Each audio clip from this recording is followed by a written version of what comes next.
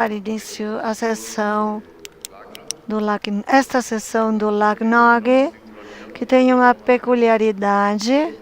Vamos ter duas apresentações nessa primeira hora, e a partir das 15 começa o tutorial de peering, que também é uma atividade que faz parte do programa do LACNOG.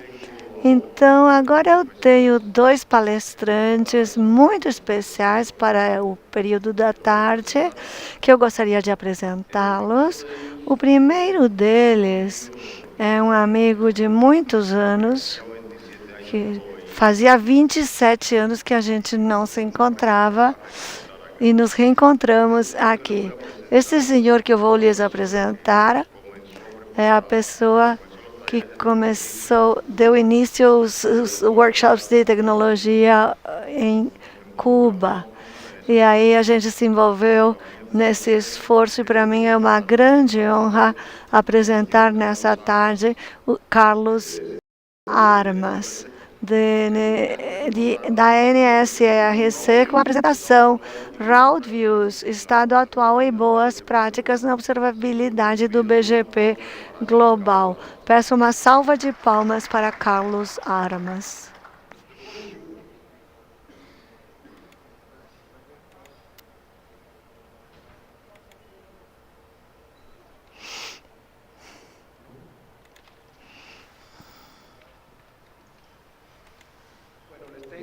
Bom, tem uma boa notícia e uma notícia que não é boa.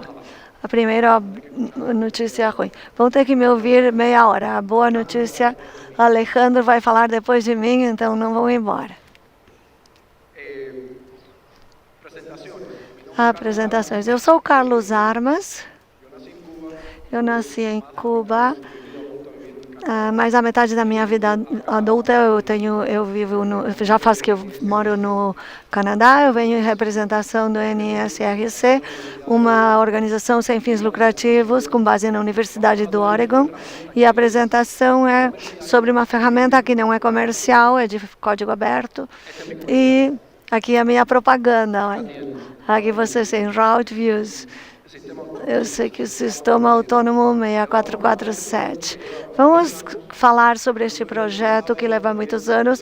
Eu não sou quem mais sabe deste projeto, possivelmente eu sou quem sabe menos. Se tiverem perguntas mais profundas, eu ficarei feliz de respondê-las, mas tem uma grande quantidade de informações disponíveis que vocês poderão consultar e podem nos consultar. Henry pode nos ajudar, ele veio comigo como parte do grupo do NSRC. Vamos dar início à nossa palestra. O que é Route Views? É um projeto iniciado em 1995 para fazer análise de roteamento de BGP, roteamento global. Naquela época, em 95, não tinha muita informação disponível no âmbito global. Existiam redes de diferentes locais, mas a possibilidade de visualizar o roteamento no âmbito global, de visualizar informações de pontos de vista diferentes, era uma grande novidade e também uma grande necessidade para quem estava começando a trabalhar em projetos de roteamento. Nestes momentos, é uma rede global com mais de 40 dispositivos que fazem a coleta e localizados estrategicamente. Desculpem, meu cérebro vai mais rápido do que a minha língua, então às vezes fico gaguejando. Tem 48 ferramentas de coleta localizadas estrategicamente, isto é, estão localizados em diferentes locais da rede, de forma que, se eu, assim, usando a minha imaginação, se eu me posicionar num local global da rede e der uma olhada nas informações que estão chegando das tabelas de roteamento, eu posso ter a perspectiva desse ponto de vista da rede, de informações de tabelas de BGP. Para o que é interessante? Já vamos falar sobre isso. Então, é uma ferramenta essencial para quem? Para dois tipos de profissionais: operadores de rede em tempo real ou relativamente em tempo real, e para pesquisadores que procuram informações sobre o que aconteceu ao longo do tempo para qualquer tipo de artigo científico, estudos e assim por diante. E onde está localizado o centro do projeto?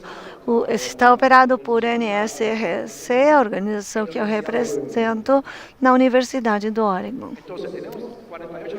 Temos 48 ferramentas de coleta ativas distribuídas pelo mundo, localizados em pontos de troca de tráfego IXPs, para ter a maior visibilidade possível, mais completa, desses locais. E abrange todas as regiões: Arin, Apinique, Lacnique, Raipen-Sissi e Afrinique. Todas as regiões, todos os RIRs que representam o grupo de organizações da internet. Recentemente, acrescentamos novos pontos de coleta nas Filipinas, na Coreia e na Itália. Neste mapa, que poderão encontrá-lo no site do projeto, que mostra em quantos locais estamos. De fato, na América Latina, LACNIC, estamos no 3º lugar. Precisamos colocar mais desses pontos de coleta, pelo menos para se posicionar segundo.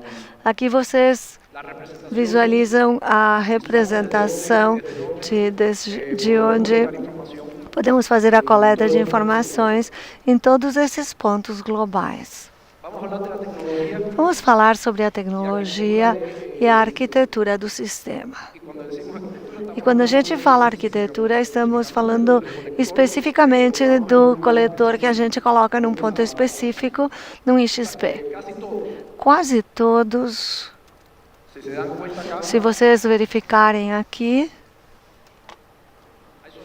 só tem dois que rodam, para quem é a minha idade, lembram do Quagga, e só um no Cisco, e todos os demais rodam no FR Routing.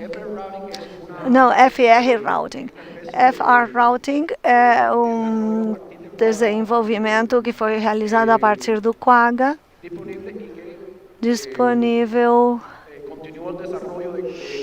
Isso é, continuou o desenvolvimento do Quagga quando esse projeto parou, e são mais de 95% dos coletores que temos no momento. O sistema operacional foi migrado para o Ubuntu 24.04, que é o mais recente, e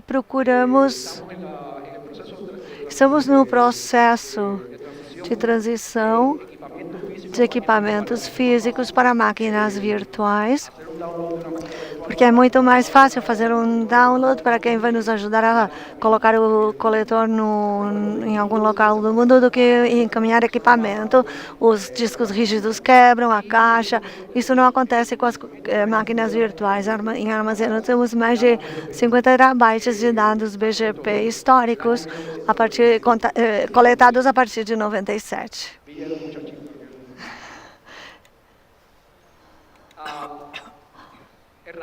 O Jorge era um jovem naquela época. Para acessar os dados, podemos fazê-lo por meio de uma interface web moderna para consultas. Podemos fazer um acesso programático via API.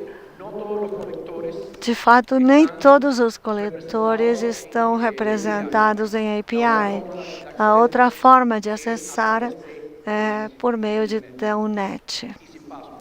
E sem senha. Por quê? Porque são todas informações de leitura, não pode se escrever nada, são informações públicas.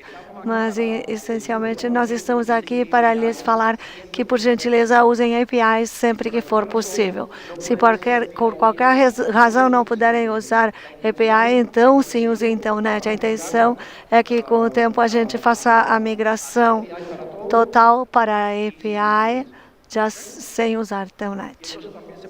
E também é possível acessar via BMP com fluxo de dados via Kafka. Temos 27 anos de dados arquivados, então vocês têm formas de acessar as informações em tempo real. Vamos já ver para quê.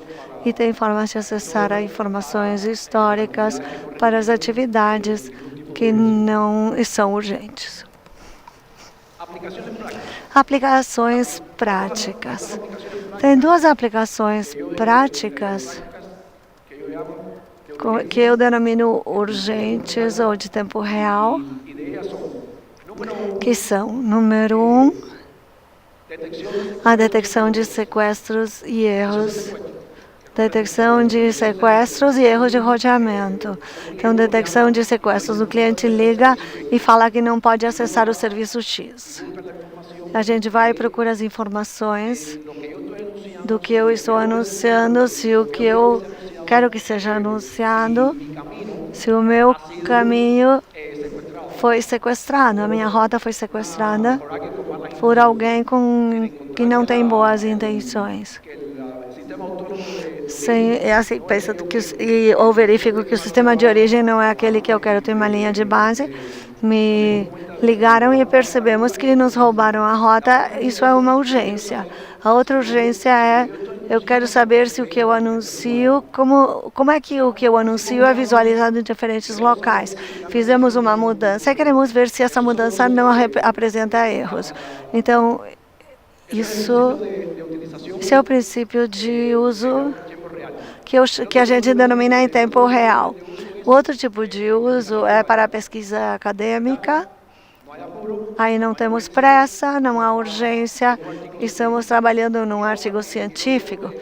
E o outro caso de uso é o de negociação de peering ou de trocas.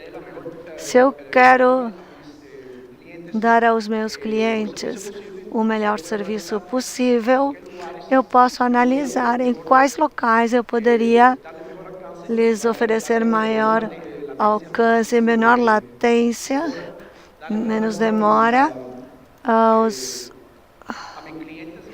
meus clientes.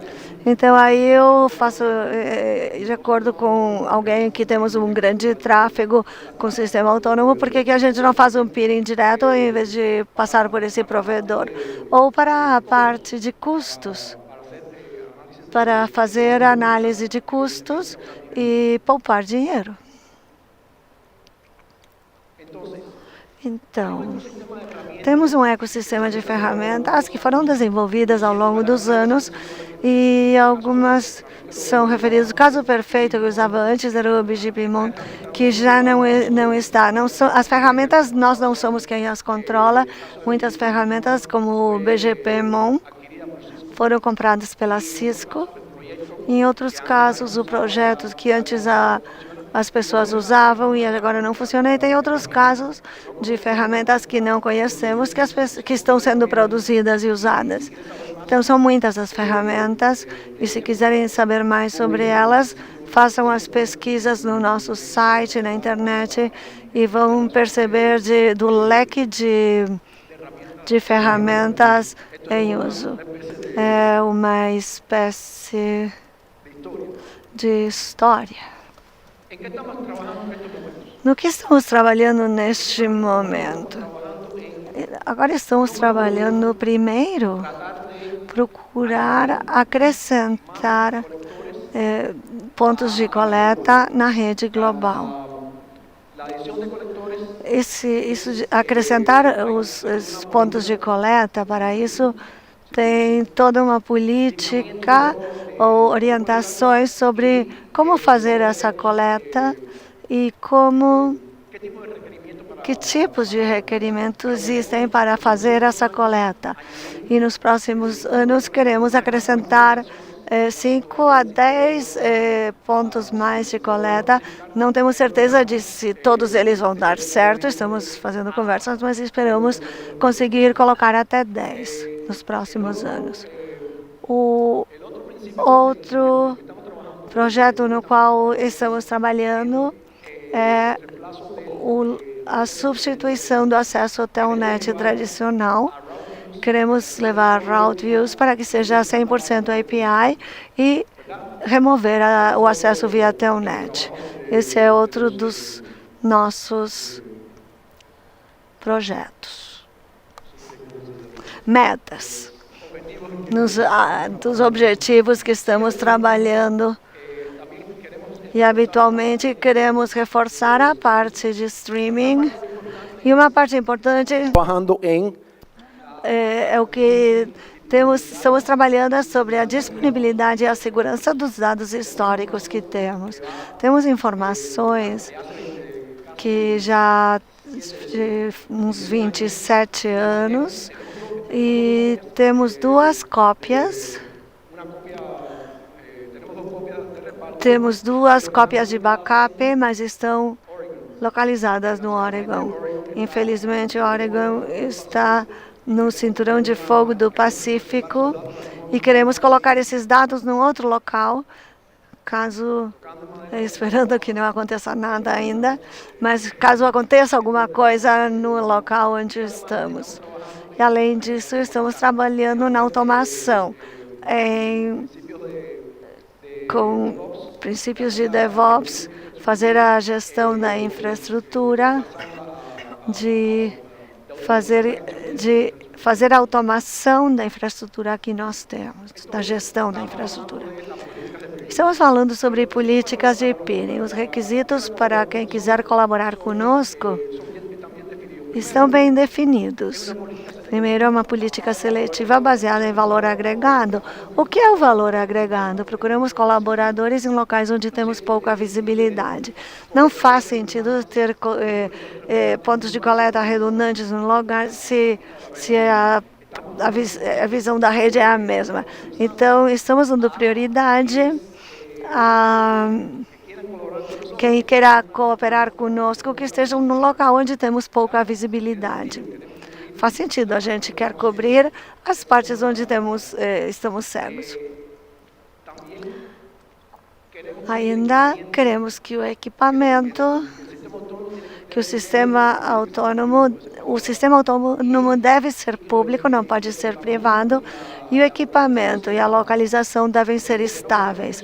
Por quê? Porque não queremos que os nossos pontos de coleta apareçam e desapareçam. Às vezes é melhor não ter informação que não é boa ou informação que não está disponível. Um sistema instável não oferece confiança às pessoas. Então, além disso, ter uma perspectiva, uma visão, um panorama bem completo da internet, o mais completo possível, para não ter que procurar implementar coletores muitos num único local, porque tem informações parciais. A entrada em PeerInDB como banco de dados é obrigatória. Por quê? Porque é evidente que não queremos dar entrada na rede a pessoas que não tenham boas intenções. Então, a entrada no PeerInDB é para garantir que não venha ninguém com intenções maliciosas que nós não conheçamos e que venha impactar no nosso sistema se a gente deixar entrar o lobo onde temos as ovelhas guardadas. Então, entrar na rede com fins maliciosos. E também não queremos redes hobby.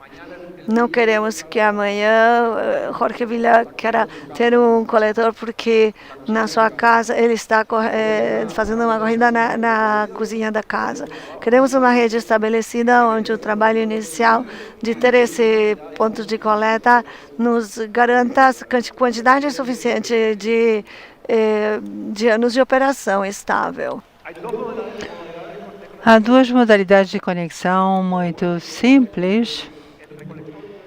O recolector pode fazer peering com a nossa rede diretamente, com PEN direto, ou pode também ser feito com multi-hop. Isto é algo que se pode negociar. Para redes que não têm um IXP mútuo, por exemplo, com o sistema. Estes são os requisitos para um recolector. As especificações da máquina, 16 a 32 GB de RAM, 100 GB de disco, com 4 processadores virtuais, 2 interfaces de tráfego, cerca de 10 megabytes por segundo para ter a capacidade de recolectar e que não se demore, essa conexão não demore e seja confiável. Localizações desejadas, regiões com visibilidade limitada, lugares onde nós não podemos, lugares que não podemos ver, onde não temos olhos lá. E as IXPs devem ter mais de 100 peers para ter a maior visibilidade possível. Também ambientes únicos e especializados. Há lugares onde talvez não haja muitos clientes, mas sim uma necessidade específica. Para mim, seria interessante, por exemplo, uma estação chamada Carlos Darwin, nas Ilhas Galápagos. Poderíamos ter um coletor aí. Por quê? Porque há muita atividade científica no lugar, não há uma população de internet que seja grande, mas o nosso trabalho, no nosso trabalho, o mandato é dar suporte a redes científicas de pesquisa e educação. Então, esse seria um lugar muito interessante, um ambiente único ou especializado. Esse seria um bom exemplo. Qual é o impacto que nós temos? Temos milhares de operadores consultando diariamente. Coletam a informação de uma forma ou de outra, em geral automatizado, e com acesso constante. Estão constantemente baixando informação, produzindo informação. Há produtos comerciais que dependem dos dados. Um exemplo clássico que eu acabo de mencionar é que o Digimon, que antes era um serviço relativamente barato e gratuito em algum momento, passou a ser parte de um produto da Cisco. No entanto, continuam coletando essas informações. Outro impacto é a quantidade de informação histórica que pode ser usada para pesquisa. São 27 anos de informação sobre a transição da internet, muito interessante. Qual é o nosso modelo de apoio em termos de financiamento? Science Foundation. Estamos financiados pela National Science Foundation dos Estados Unidos. Temos também uma colaboração com a Al-Qaeda em San Diego, na Universidade de San Diego, e no Centro de Supercômputos. Doações públicas e privadas, apoio do Google, de outros patrocinadores. Como podem nos ajudar? De 2 ou 3 formas. Número 1. Já falamos da visão de crescimento. Número 1. Como podem nos ajudar, então? Ajudar a estabelecer recoletores em lugares onde isso seja atraente. É a primeira forma de ajuda que podem nos dar. A segunda, cada vez que vocês vejam um artigo que fale de rotas BGP, pesquisa, etc., que usaram nossos serviços, por favor, reconheçam-nos publicamente. Isso é como nós demonstramos que o dinheiro que nos deram foi capaz de produzir um valor agregado.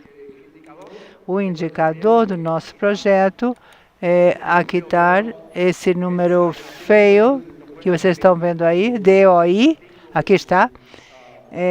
Vocês podem se referir nos seus artigos, nos seus livros, nas memórias para o futuro. Apoio financeiro. Se vocês estão usando o nosso serviço num produto comercial, gostaríamos que uma parte desse valor que estão recebendo, que nos repassem para apoiar-nos. As doações serão muito bem recebidas. Falamos de fazer um routing, de hosting, de hospedar recoletores em novas localizações. Como vocês podem ajudar? Faz falta que vocês instalem não faz falta que instalem isso no Hack em Montevideo. Vocês podem ajudar, sem que me paguem. Isso é também outra forma muito boa de ajudar. Aqui é o nosso contato, nosso website. E queremos agradecer à Universidade de Oregon, NCRC, a Fundação de Ciência e todos os que nos ajudaram a manter esse projeto funcionando por tantos anos. Se tiverem perguntas, ¿No vale dinero? a minha pergunta é se não custa dinheiro. Se vocês tiverem uma pergunta mais profunda, tem que consultar aqui, então aí sim vão ter que pagar. Muito obrigado. Alguma pergunta para o Carlos? Boa tarde. Tenho uma pergunta. Entendo que os coletores aos quais você se referia são locais nos IXPs. Uma pergunta: que possibilidade há de que esses coletores sejam com uma seção remota multi-hop? Tem que ser exclusivamente uma recoleção local ou pode-se pensar numa remota? Há duas formas. Você pode fazer conexão conosco de duas formas diferentes.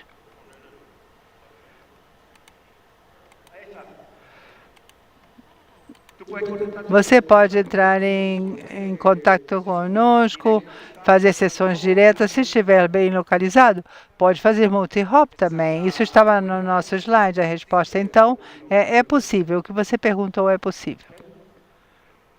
Muito bem. Alguém mais? Celsa? Olá, estão me ouvindo? Eu sou Celsa Sanches, do NIC do Chile. Nós hospedamos um coletor no Chile e colaboramos com o projeto e usamos muito os dados do coletor de rotas especificamente para analisar os prefixos que estão instalados no Chile e saber, perto da atualidade, que estado de RPKI tem. Exatamente esse. Para complementar o que você perguntava, nós temos uma seção BGP com o coletor, mas faz pouco um ISP grande do Chile, chamado Intel, se conectou a este coletor por meio de uma seção BGP multi-hop e funciona perfeitamente. Então, estamos muito contentes com isso. Eles também usaram os dados do coletor para fazer estudos de RPKI na Intel. E estão muito agradecidos com tudo que se fazem para que continue funcionando e que nós possamos usá-la para pesquisa. Se não acreditavam em mim, acreditem nela. Essa é a demonstração. Alguma outra pergunta? Uma terceira pergunta, por favor. Nome e organização, por favor. Boa tarde, Carlos Pérez, de NIC Costa Rica. Vendo o mapa, eu achei muito interessante que na América Central não há um route view. Eu disse América Latina, o que está acontecendo na América Latina? Eu queria propor, eu acho que o CRIX cumpre os requisitos que você pede, mais de 100 peers, e talvez haja algum interesse de colocar aí da Costa Rica. Bom, entre em contato comigo antes de ir embora hoje. A gente já anota os seus dados. Isso, muito bem, muito obrigado. Última pergunta, José Gregório. Eu vi que você comentou que há estatísticas desde 95. Sim. Uma pergunta. Olha aqui, veja bem que agora estamos nas estatísticas de penetração de IPv6, segundo algumas metodologias, perto de 50% no âmbito mundial em alguns países. Em alguns países chega a mais de 70%. Tem estatísticas da evolução de IPv6 em termos dos ASNs que publicam prefixos de IPv6. Essas estatísticas acompanham esses indicadores que nós temos, medidos de outra maneira? Obrigado. Olá, como vão? Sim, uma coisa que acontece é que as estatísticas do IPv6 começam... temos em IPv4, tiveram dois começos. A IPv4 começou em 97, nós procurávamos antes, mas quase ninguém tinha estatísticas de IPv6 desde 96 a 97. Nós estamos trabalhando nos painéis, nos dashboards, E a ideia é ter estatísticas que possamos mostrar sobre tipos de fluxos como IPv6, IPv4, qual a relação que tem, quanto há, o que estamos vendo.